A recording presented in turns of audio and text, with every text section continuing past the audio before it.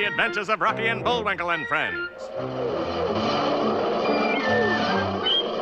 Starring that jetty Jerry O'Lace, Rocket J. Squirrel, and his pal, Bullwinkle the Moose. Hi, glad to see you again. Likewise. We got some great things on the show today. Like what? Like what? Well, you ought to know, Bullwinkle. You're in some of them. Well, let's get started.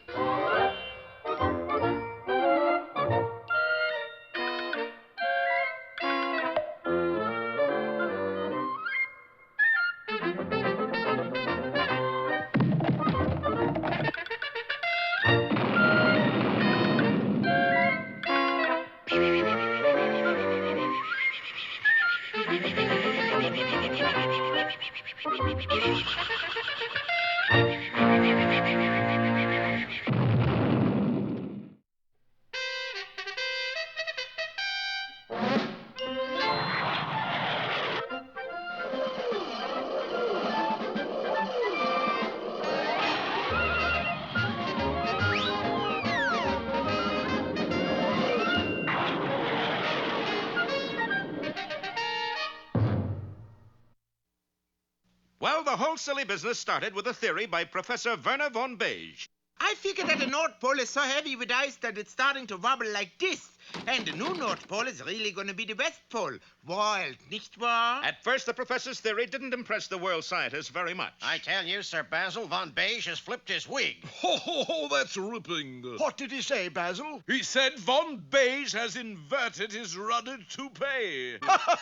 But people found it less amusing when the weather actually began to change. Extreme rain and dry gulch. Another snowstorm in Miami. I told you we should have gone to California instead. You kidding? There they got big floods. Yeah, but that's normal. But even more remarkable things were happening in northern Labrador, where Eskimos were demanding bigger and better refrigerators and freezers. Well, I'm sure you'll be delighted with this one, Mrs. Umiak. Lots of room for food storage. Food storage, my eye. This new house. So there may be something to the professor's theory after all. You said it, Charlie. But now let's rejoin Rocky and Bullwinkle, who are floating in parachutes toward the new North Pole, the island of Rikki-Tikki. Looks like we're in for trouble, Bullwinkle. Look there. The natives were brandishing a forest of sharp spears, led by their chief. All right, gang, let's hit it with it. And a one and a two. Wara-laka-moo-moo, pui-pui, meka-laka-boo-boo, pui-pui. Sounds pretty ominous. And downright mean, too. Wara-laka-moo-moo, pui-pui, meka-laka-boo-boo, pui-pui. Hey, Bullwinkle, you notice anything funny? If I did, I'd be the first to mention it. We're not falling anymore. We're going up. Up, impossible. But strange as it seems, our heroes had reversed direction, for every time the natives said, Pui, pui. they sent a gust of air upward that lifted the parachute skyward again.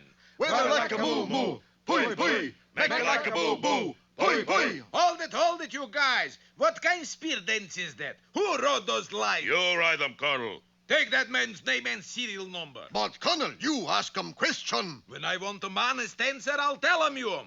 Meanwhile, our heroes were drifting downward again, some distance away. Well, looks like we're safe for a little while, Bullwinkle. I'd better go down ahead and find a good landing place. Go down ahead? Sure, did you forget I'm a flying squirrel? Then how come you didn't fly away when them fellers are playing shish kebab with us? And leave my old buddy? Never. I should have knowed. Well, I'll find us all a good place to stay. Bye now. Golly, what a pal. Makes a feller come all over gulpy. But our boys had once again underestimated their opponent, who now stood in a clearing talking to two fierce-looking hawks. Okay, Howard, Emery, this is your target for tonight. Got it? Good. Boris, you sure they'll do the job? Of course, these are only hawks in the world with stainless steel beaks. What about their talons? What else? Every little pinky dipped in poison. Just one scratch and squirrel is kaput. Oh, darling, you've done it again. Naturally. But how did you ever find birds with poison talons? It's easy, Natasha. I called an agent. Agent? Not an agent, really. More of a talon scout. And as if to get away from such a dreadful joke, the two hawks flapped off toward their prey. How will Rocky fare against these marauders of the sky? We'll find out next time in Boris Goes for Broke, or A Fiend in Need is a Fiend Indeed.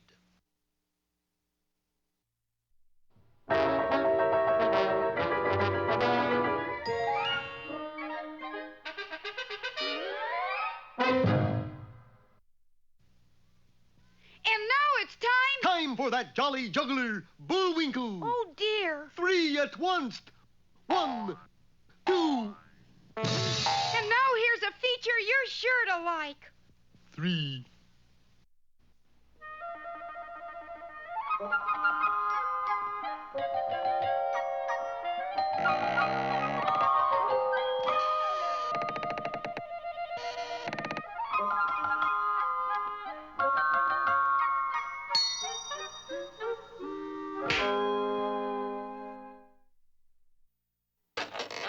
Iraq isn't something you have when your ear hurts. It's a kingdom in southwestern Asia. The capital of Iraq is Baghdad. The capital punishment is spanking. Or at least it was back in the days of the Arabian Nights. Watch closely, offenders and unbelievers. I will perform for you the magic rope trick. The faker pointed to a basket filled with frayed hemp and... The offendees, and those who tried hard not to offend, gaped in wonder as the rope coiled its way up into the air.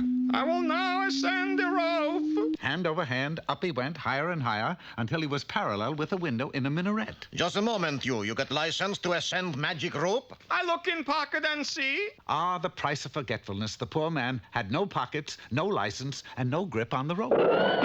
The faker was dragged before the Sultan. You heard what the narrator, Edward Everett Horton, say in beginning of story.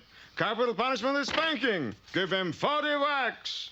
The punishment was meted out, and although it may seem tame to some, there were others who insisted that the Sultan went too far. You got license to eat broken glass? Hey, you soldier, you got license to ask for license? Everybody got spanked at least once a week. In fact, once a year on Spanky McFarlane Day, it was considered poor taste if one didn't get spanked. I got happy kingdom. Everyone gets spanked but me, and that's because I am the Sultan. That's what he thought. You see, a recent earthquake had toppled a small building in the city, and all that remained was a huge square boulder. Atop of this boulder sat a set of false teeth, and carved in the rock were the words, "He who wears these dentures is the rightful ruler of Baghdad." Who do you suppose wrote that? A guy named Dr. Beecham?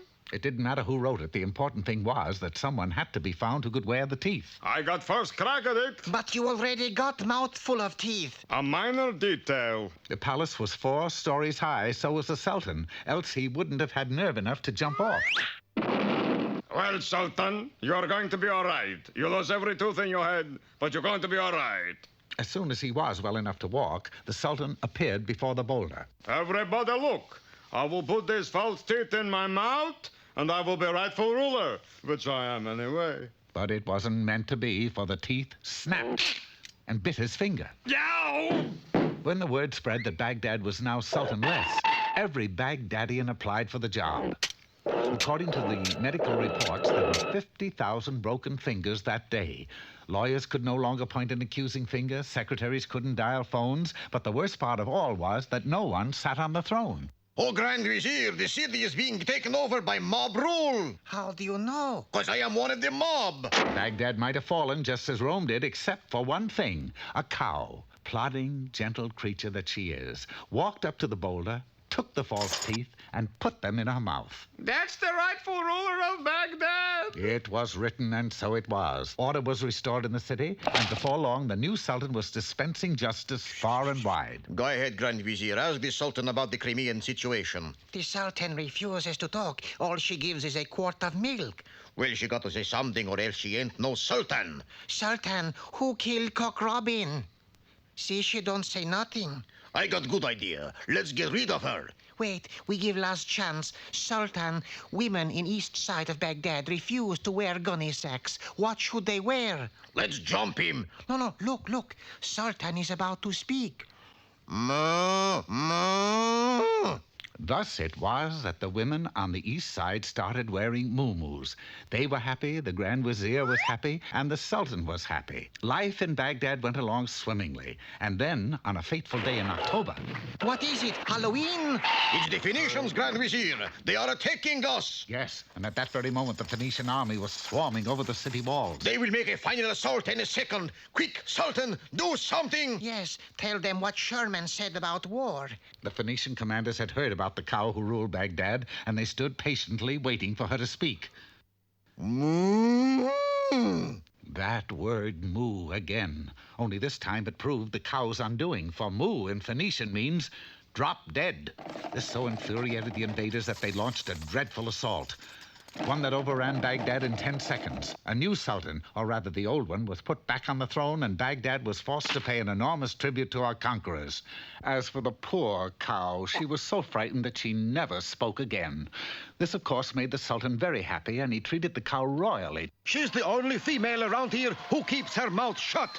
Which, of course, proves the old Baghdad proverb. No moose is good moose.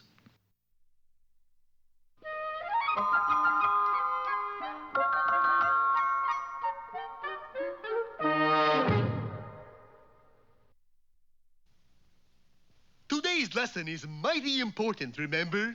Bullwinkle is a... Not that lesson. This lesson. Hello there, poetry lovers. Today's little gem is called Sing a Song of Sixpence.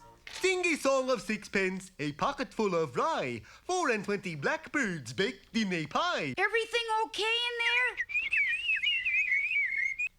When the pie was opened, the birds began to sing. Wasn't that a dainty dish to set before the king? Hold it, Baker. There's only 23 birds here. 23. Your contract definitely says 24. And? Fine print says if you are short one bird, you short one head. Uh-oh. Wait, look here. It's just an egg. But something's inside. Look, it's the 24th blackbird. Pretty clever, Moose. Not at all, Your Majesty. I'm always delighted to give you the bird.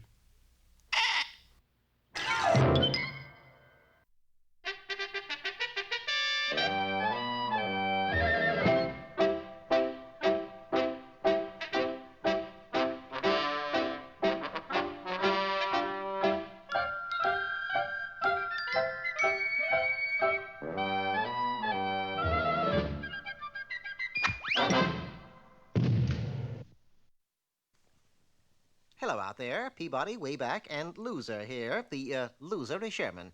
Tell them how you got the black eye, Sherman. I ran into a door. Oh, come now, Sherman. It's true. Eddie Door. He lives across the street. It seems you could profit by some pugilistic instruction. Huh? Boxing lessons. Oh. With that in mind, we shall set the Wayback Controls for London, England in the year 1867. Who are we going to visit? The gentleman responsible for the rules governing modern fisticuffs, the Marquis of Queensbury.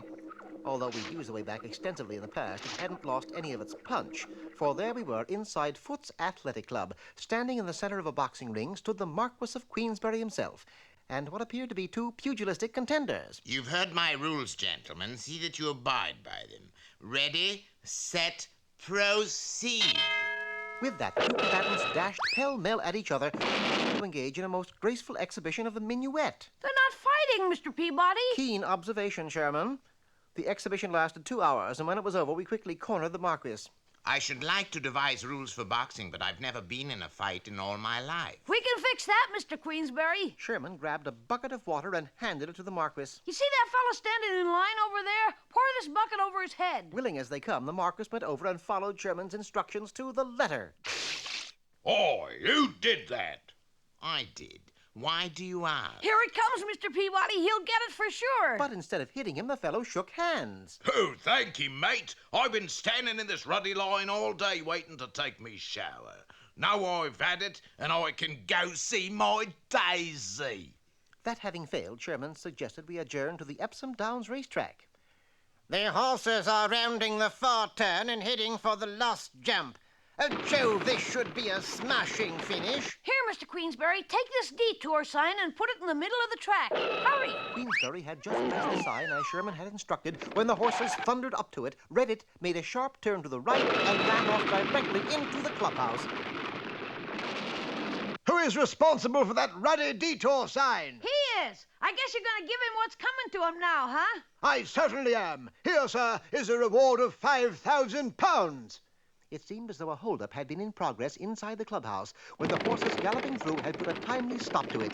The Marquis was a hero and Sherman was a failure. Again. Gee, I thought that would work for sure, Mr. Peabody. What do we do now? We will let me take over.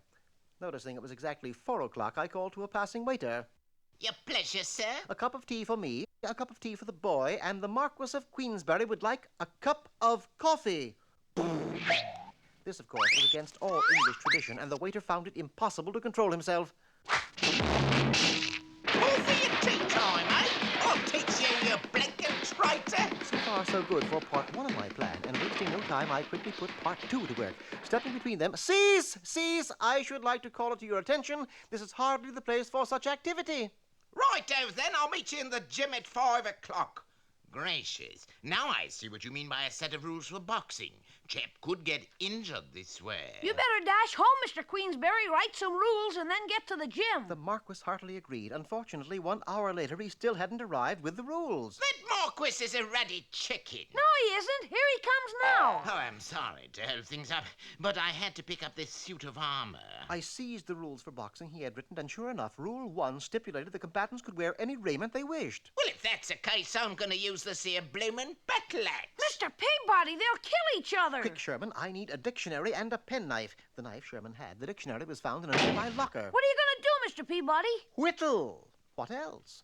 While the Marquis and the waiter squared off to do battle, I whittled the dictionary down into a page and a half. Here you are, Marquis. Here are your rules for boxing. Must wear gloves, must be rounds of 3 minutes duration. Capital, sir, capital. You did it, Mr. Peabody, you did it. Don't I always? We watched in satisfaction as the Marquis and the waiter settled their differences in a gentlemanly fashion. That waiter's got a neat left hook. Yes, but this will be his last fight. You see, he'll eventually go into the exercise business and become famous in his own right. Famous, Mr. Peabody? Why, yes. His name is James Lawrence Nasium. I never heard of him. You never heard of gymnasium?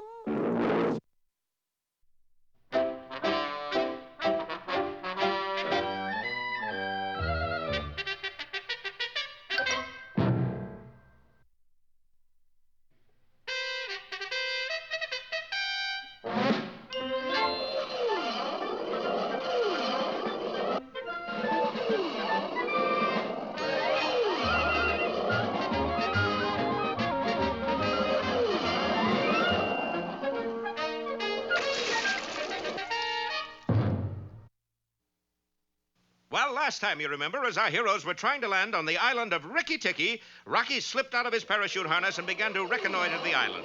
At the same time, the notorious Boris Badenov, masquerading as Colonel Oglethorpe Peachtree, had released 2 vicious hawks named Howard and Emery to attack Rocky in the air. Meanwhile, what of our other 2 friends, Professor Von Beige and Captain Peachfuzz? Never mind us. Get on with the story. Well, the 2 feathered killers rode through the air searching for our hero and at last spotted him. In a few seconds, they were diving swiftly at our unsuspecting hero, one from one side, one from the other. But the attack hadn't gone unnoticed. Jumpin' G, horse fat! Rocky! Look out! Beware! Achtung!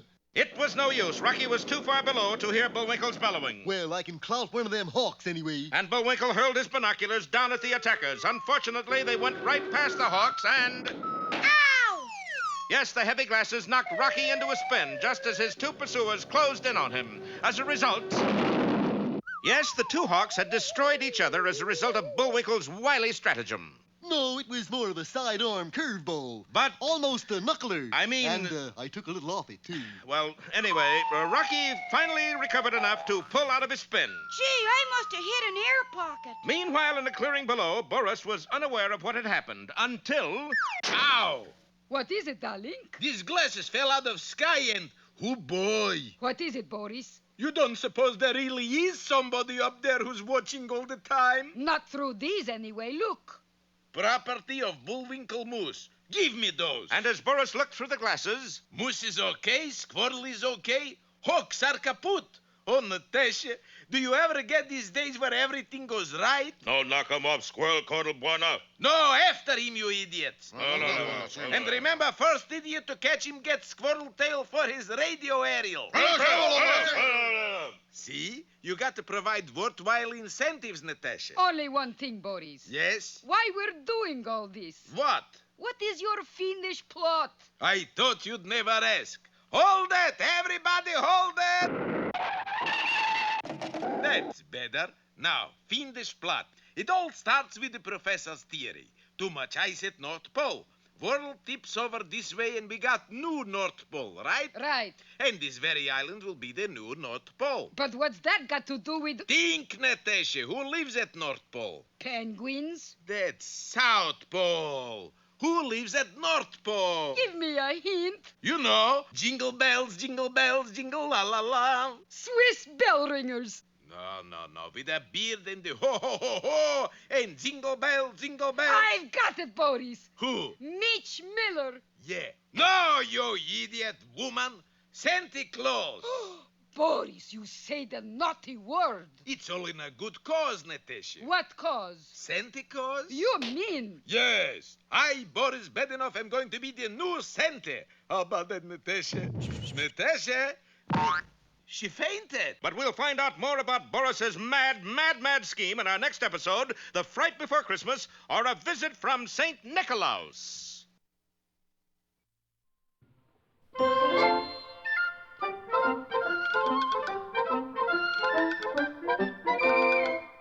Well, I guess that about wraps up another Rocky show. Certainly hope you enjoyed it. I did. I always say... Bullwinkle, time for us to go. Already?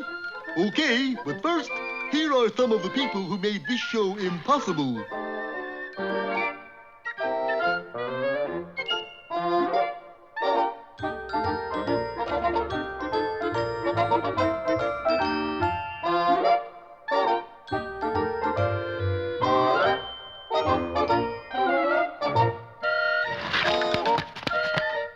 That's not all. The fingers get tired.